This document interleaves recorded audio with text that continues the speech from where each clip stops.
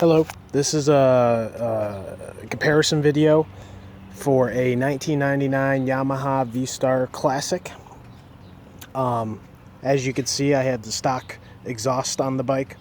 We are making a video to compare the sound of the stock exhaust versus the Cobra slash cut slip-on exhaust. So I wanted this video to be out there because when I was researching these pipes, I read reviews on it, but I really wanted to see something out there that would compare the sounds of both systems. So without further ado, here's the stock exhaust.